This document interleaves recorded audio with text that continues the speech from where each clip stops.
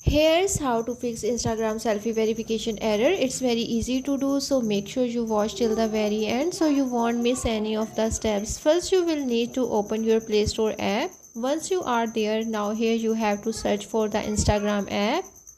Here you have to make sure that you are using the latest version of the app and you have to update the app if needed. Now open the app and try for selfie verification. It will fix your issue.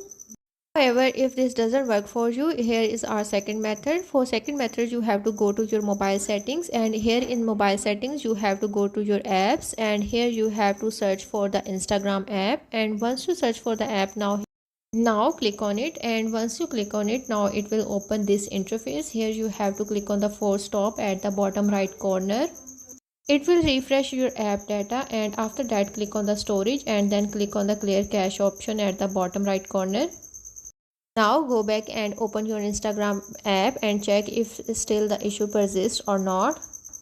For the third and the last method, you have to go to your app and long press on it. Now click on the uninstall option to uninstall the app. After that, reinstall the app. Now probably your problem has been fixed. So this is how to fix Instagram selfie verification error.